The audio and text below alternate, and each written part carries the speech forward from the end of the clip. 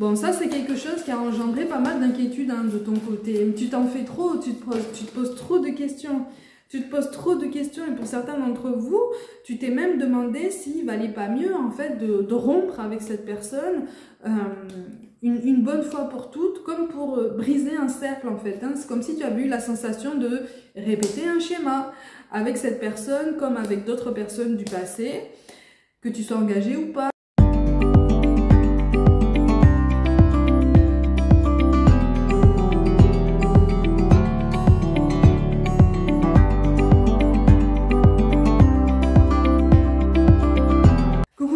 Bienvenue pour la suite de cet horoscope amoureux pour les mois de mai et juin. J'espère que vous allez bien. On continue donc avec vous les poissons. Je rappelle que c'est général. N'hésite pas à visionner la guidance de ton ascendant et de ton signe lunaire pour avoir un tableau le plus complet possible de ce qui peut se réserver pour toi en amour. N'oublie pas malgré tout que tu gardes ton libre arbitre pleinement et entièrement et que tu restes maître et maîtresse de tes décisions et de tes choix. Bon, tu as peur du changement, là, visiblement. On a peur d'une transformation, mais tu es clairement guidé vers une belle transformation dans ta vie. En tout cas, un beau changement de vision du monde et de vision du couple. On t'invite aussi à te lâcher du lest un petit peu, à te mettre un petit peu moins de pression parce que visiblement tu as eu tendance, et là je parle à des célibataires ou à des personnes qui seraient engagées mais qui ne seraient pas dans un bonheur vraiment total. On est encore loin de la plénitude, on est encore loin de la complétude.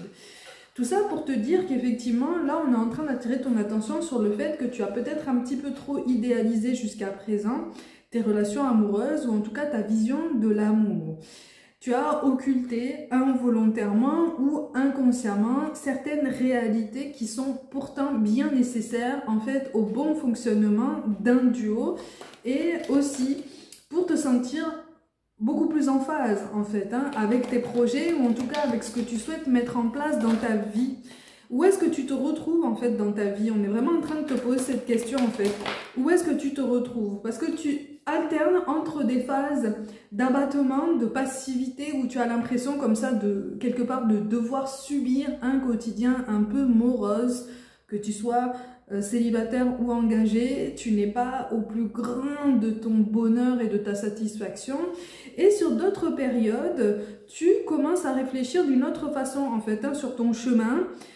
Tu commences aussi à ouvrir les yeux sur une personne, en tout cas la personne qui est en face de toi. Encore une fois, que tu sois célibataire ou engagé, pour les célibataires, c'est une personne avec qui il y a eu possiblement un rapprochement ou qui t'a clairement fait comprendre qu'elle ne serait pas contre un joli rapprochement avec toi, seulement c'est quelqu'un qui t'a montré seulement certaines facettes de sa personnalité. Et dans tous les cas que je viens de t'énoncer, quelle que soit ta situation, tu ouvres les yeux sur cette personne, sur la réalité de cette personne, sur les nuances en fait qui l'animent, et tu te demandes si c'est vraiment la personne avec laquelle tu veux réellement construire de nouveaux projets dans ta vie amoureuse. Tu poses un autre regard en fait sur l'amour, sur ton rapport même à l'amour et ton rapport même à cette personne. Tu vois? Donc toi-même, tu es en train d'ouvrir les yeux sur le fait que tu étais peut-être pas forcément dans une situation de dépendance, mais peut-être en train d'occulter des aspects ou en tout cas des facteurs qui sont visiblement de plus en plus indispensables, de plus en plus visibles au jour le jour pour t'aider justement à prendre de la hauteur, à gagner en clairvoyance encore plus et à prendre une décision. Là, on est vraiment en train de te préciser que absolument rien n'est figé, mais tu as pris à ta charge beaucoup de choses. Pour certains d'entre vous, il est question d'une famille recomposée. Alors, soit vous êtes déjà installés ensemble, mais vous n'avez pas forcément d'enfants en commun. C'est-à-dire que vous pouvez avoir, par exemple, chacun des enfants de votre côté, chacun de son côté, mais vous n'avez pas d'enfants en commun. Ça n'est pas ce qui ressort en fait en majorité ici.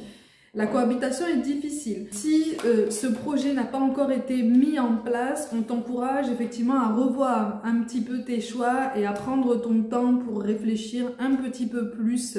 On n'est pas en train de te dire que ça n'est pas la personne avec laquelle tu vas pouvoir construire quelque chose.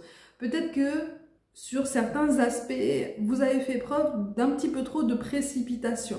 Et là, on est vraiment en train de te dire que absolument rien ne presse et que tu n'as pas à culpabiliser de prendre ton temps pour réfléchir. Parce que visiblement, en face de toi, parce que tu as voulu prendre ton temps et que tu avais une vision un petit peu biaisée de cette personne, célibataire ou engagée, en face de toi, tu as senti que cette personne était un petit peu pressante, ou en tout cas qu'avec le temps, elle commençait à changer d'attitude avec toi, à changer de tempérament, à changer même d'énergie, d'intonation, même au niveau de sa façon de communiquer, à l'oral comme à l'écrit, il y a eu clairement de gros changements. Ce sont des changements auxquels tu ne t'attendais pas forcément. Là, tu es en train de prendre du recul et tu es en train de gagner clairvoyance effectivement sur la nuance de l'être humain et tu te demandes si visiblement la suite de ton chemin se situe avec cette personne. Il y a des choses à mettre à plat, hein. Il y a des choses à mettre à plat parce que visiblement, en fait, il y a comme une mise en retrait, il y a comme une mise en distance entre vous deux, mais pour des raisons différentes. Il y a une mauvaise communication, mais vos attentes sont différentes. Vos attentes peuvent se concilier, elles peuvent trouver complétude. Alors, il va falloir mettre carte sur table et formuler tout ça, hein, tu vois. Et là, visiblement, l'un comme l'autre, vous n'êtes pas forcément prêts à formuler tout ça, parce que vous manquez de recul tous les deux. Tu vois, vous manquez de recul et donc de fait, vous manquez de clairvoyance, de tempérance. Il y a cette idée de précipitation chez la personne en face de toi qui te pose question. Parce que c'est comme si tu te disais, visiblement, est-ce que cette personne veut réellement emménager avec moi? Parce que là, il est clairement question de vie en commun en fait. Hein. Au-delà de cette notion de vie de famille, en tout cas sans aller jusque-là, on est sur une question de vie en commun. De façon très rapide en fait, tu vois. Même pour toi, ça t'a semblé très rapide alors que tu étais au début relativement enjoué, en tout cas relativement dans la séduction. Tu te poses des questions quant aux réelles intentions de cette personne parce que tu te dis finalement, est-ce qu'il ou elle ne souhaite pas emménager avec moi simplement pour des raisons financières, simplement pour son confort matériel ou financier? Est-ce que ça n'est pas plutôt pour son aisance à lui ou à elle en premier lieu et seulement en second temps pour qu'on puisse vivre ensemble, pour qu'on puisse être confortable ensemble et qu'on puisse profiter d'un petit peu plus de moments de partage, d'intimité et de quelque chose de beaucoup plus authentique. Ah, tu te poses réellement des questions, tu intellectualises énormément, tu intériorises énormément. Attention à ne pas intérioriser trop longtemps. Parce que tu sais ce qui se passe hein, quand on garde en soi trop de choses, hein, finalement. Arrive un moment où la goutte d'eau fait déborder le vase et tout arrive comme ça, on exprime tout d'un coup. Et visiblement, la personne en face risque de ne pas forcément le comprendre, ok? Dans tous les cas, vous êtes en train de vous transformer, mais toi, dans un premier temps, tu es vraiment en train de te transformer, tu es vraiment en train de changer de vision sur l'amour, hein. Il y a une pointe d'amertume quand même, une pointe d'amertume, une pointe de tristesse, comme si par moment tu te disais, mais finalement, l'amour que je veux recevoir n'est absolument pas possible, puisqu'il y a toujours des facteurs très terre à terre, il y a toujours des choses très rationnelles en fait qui viennent empiéter sur le terrain, et donc je ne peux pas trouver cette complétude, je ne peux pas trouver cette aisance, je ne peux pas trouver cette douceur. Si. Complétude, aisance et douceur peuvent être présentes, mais effectivement, il faut l'implémenter dans un contexte qui s'ancre davantage avec les énergies aussi de cette personne. Et c'est ce qu'on essaye en fait, hein, de te faire comprendre, c'est ce qu'on essaye de mettre en lumière, mais ça c'est quelque chose qui a du mal à être accepté. Hein. Donc tu es voilà, dans un travail de face à face avec toi-même par rapport à tes attentes, mais tu manques énormément de recul. Et quelque part, c'est comme si dans tes moments d'abattement, tu te disais, mais finalement, cette personne ne veut pas de moi, en fait. Cette personne se sert de moi. Tu as eu un passé douloureux. Hein, et pour certains d'entre vous, ça n'est pas la première fois que tu partages une histoire avec cette personne. Donc là, je parle de ceux pour qui il serait question de famille recomposée, même si aucun enfant en commun pour l'instant. Il y a eu des rapprochements, il y a eu des tentatives par le passé, ça s'est mal terminé, en tout cas il y a eu beaucoup d'appréhension, il y a eu possiblement des interférences extérieures, mais le timing n'était pas bon de toute façon, vous n'étiez pas prêts. Aucun de vous deux n'était prêt, donc c'est normal en fait hein, que le reste de l'histoire ait pris ce tournant entre vous. Mais attention au déterminisme, attention au fatalisme de ton côté parce que tu es un petit peu trop dans le surcontrôle, dans la surmaîtrise, dans la suranalyse. On est sur un bouleversement intérieur qui va donner place à un bouleversement extérieur. Bouleversement dans le bon sens du terme, en ce sens que tu es sur le point effectivement de t'ouvrir à un facteur inconnu, à une donnée inconnue, quelque chose qu'on te présente déjà depuis de nombreuses années dans ton évolution relationnelle, d'un point de vue très très large, mais plus spécialement dans le sentimental, mais que tu as toujours plus ou moins balayé d'un revers de main, parce que ça te semblait inaccessible, ou en tout cas c'est comme si ça t'avait donné l'impression en fait de venir gâcher tout ce que tu étais en train d'essayer de construire. Donc jusqu'à présent, tu as perçu l'amour comme quelque chose de fragile, comme un château de cartes qui peut s'effondrer à tout moment et qui ne peut absolument plus jamais se reconstruire. On t'encourage, hein, on t'encourage à changer de vision, à prendre de la hauteur par rapport à tout ça. C'est pas toujours facile, hein. Attention, pour rappel, je ne parle pas de relations toxiques, je ne parle pas de relations où ta sécurité physique ou émotionnelle est en péril, d'accord? Je parle juste de relations amoureuses, entre guillemets, normales, quoi, classiques, hein, ok? Bon, ça, c'est quelque chose qui a engendré pas mal d'inquiétudes hein, de ton côté. Tu t'en fais trop, tu te poses trop de questions. Tu te poses trop de questions et pour certains d'entre vous, tu t'es même demandé s'il valait pas mieux, en fait, de rompre avec cette personne une bonne fois pour toutes, comme pour briser un cercle, en fait. Hein. C'est comme si tu avais eu la sensation de répéter un schéma avec cette personne comme avec d'autres personnes du passé, que tu sois engagé ou pas, ok? Visiblement, il y a une concordance qui est quand même assez particulière, parce que cette guidance, vraiment, hein, s'adresse aussi bien à des célibataires qui sont en phase, dans une forme de phase de séduction avec une autre personne depuis un certain temps, et d'autres personnes qui ont commencé une relation sentimentale avec quelqu'un d'autre, mais votre vie passée, en fait, constitue pour l'instant comme un poids. C'est-à-dire que chacun de vous deux, vous percevez en fait votre histoire personnelle comme un fardeau.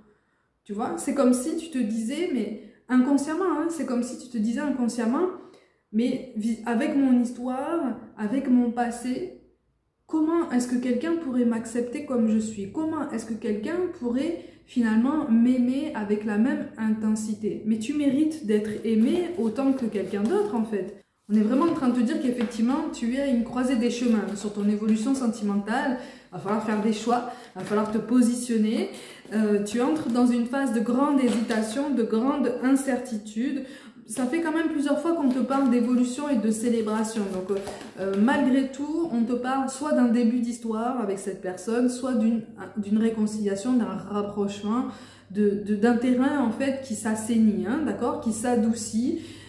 Parce que vous deux, en fait, hein, vous allez comprendre que même si vous avancez lentement, même si vous faites face à des blocages, des ralentissements, des déconvenus, vous avez quand même envie d'être ensemble, vous avez quand même envie d'avancer ensemble, vous avez quand même envie de construire quelque chose de façon conjointe. Et est-ce que c'est pas ça le principal pour l'instant?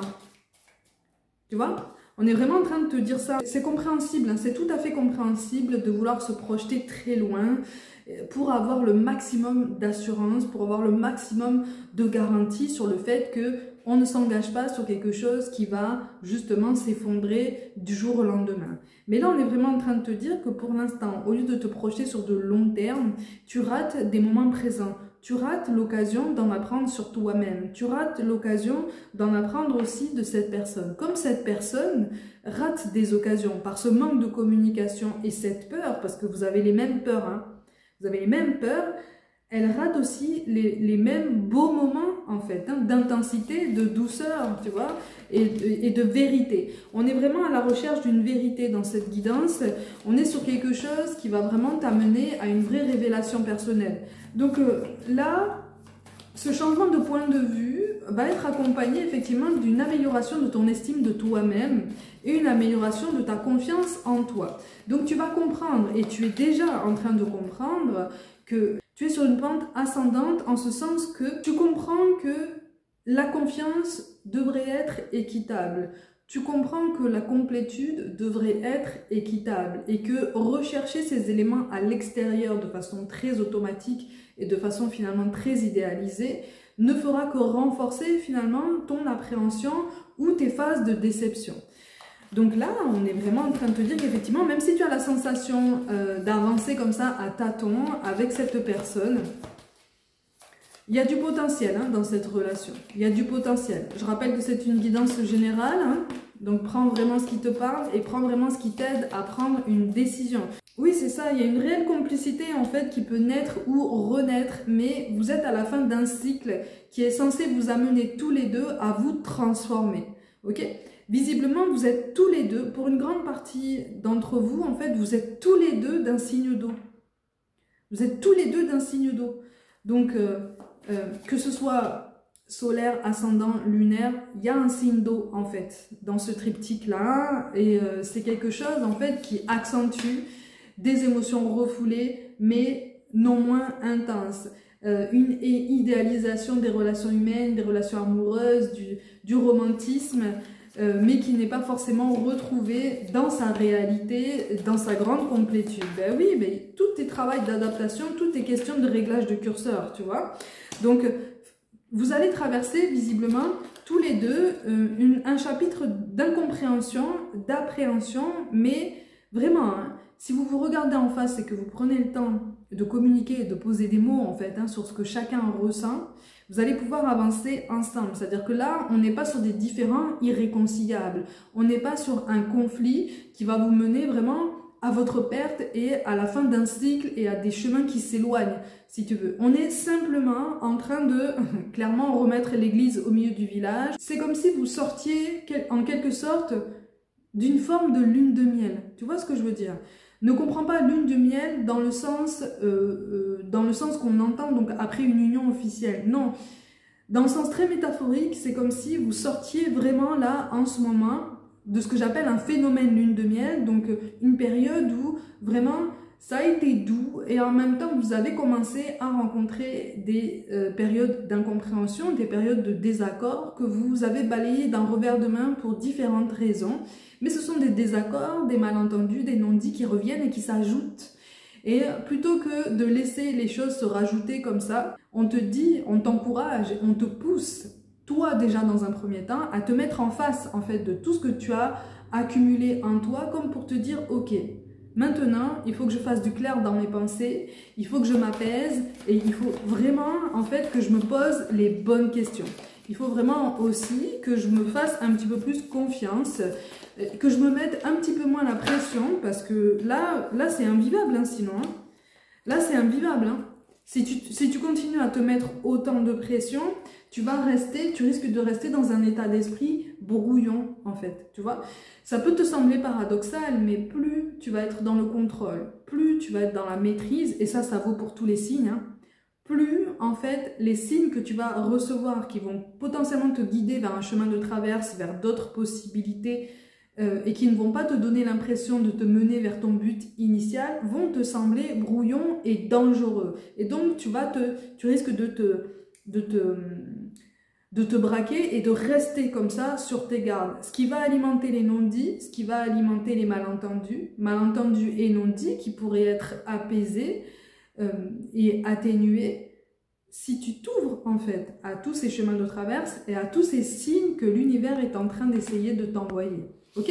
Donc en fait, on est sur une reconnexion par rapport à ce qui se passe réellement dans ta vie amoureuse. Comme si on te disait, ok, ça va pas être facile, ça va pas être un long fleuve tranquille comme tu l'as potentiellement imaginé, mais il y a du potentiel puisque toi-même au fond de toi, tu l'as clairement ressenti. Donc maintenant, on t'aide à prendre une décision, mais on te guide pour poser ton attention sur des critères vraiment réels, vraiment indispensables pour t'aider à prendre de la hauteur, à grandir et à te positionner de plus en plus. Cette notion de dépendance affective, tu es en train d'en sortir, ok? Et pour certains d'entre vous, c'est cette personne en face de toi qui est en train d'en sortir, possiblement par rapport à une relation amoureuse passée. Il y a quelque chose qui a été extrêmement douloureux, vous êtes en train d'en sortir. Quand on te parle de déplacement géographique, on te parle clairement de réunion en fait. Ok? De réunion. Plus ou moins longue, mais on te parle de réunion.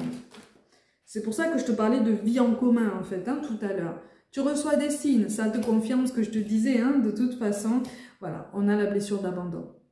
L'amour de soi, c'est ce que tu es en train d'apprendre, en fait. C'est ce que tu es en train de réapprendre.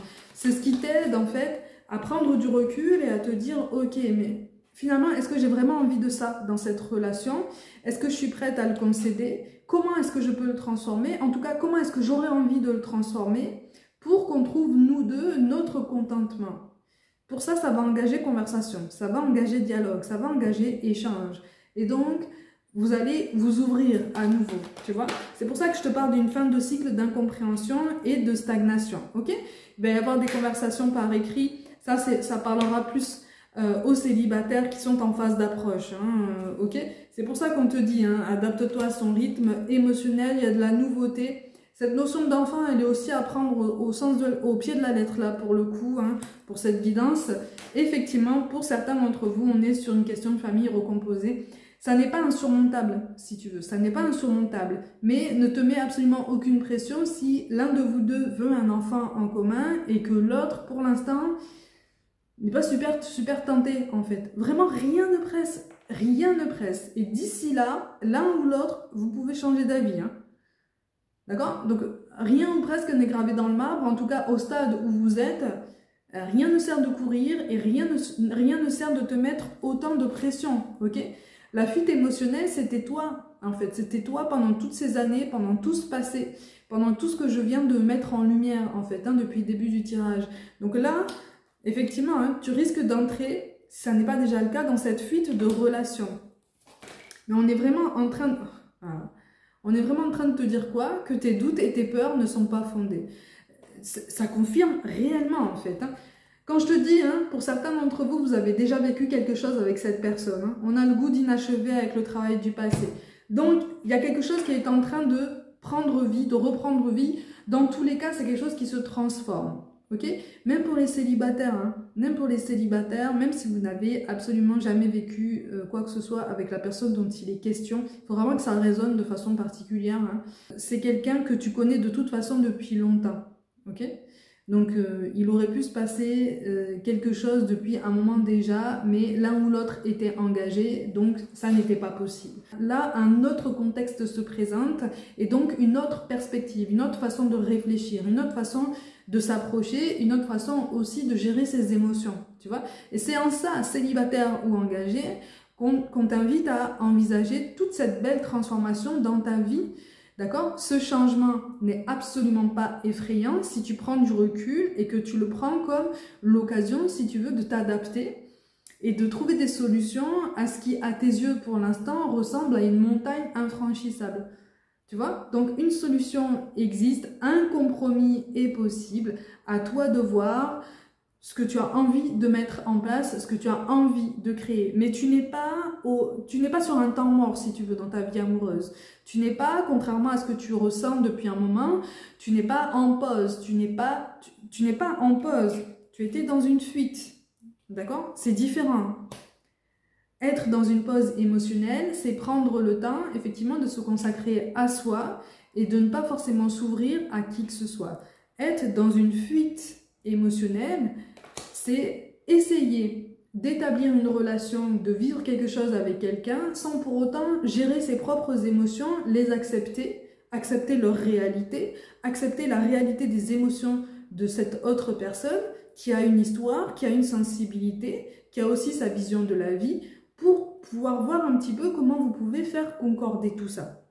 Donc quelque part, en fait, on t'encourage à t'accueillir avec un petit peu plus de bienveillance parce que tu es en train de grandir, tu es en train de comprendre certaines choses sur ta vie qui n'ont pas forcément été très faciles, hein, à encaisser. Mais vraiment, on te dit que là, le plus difficile est passé. En tout cas, le plus gros morceau, quelque chose de vraiment intense, arrive à sa fin et tu vas pouvoir rebondir. Ok ? Mes gazelles, comme d'habitude, prenez soin de vous, croyez en vous. Pour toute guidance personnelle, mon mail et mon site internet sont mentionnés. Je vous envoie tout mon soutien et je vous dis à très vite.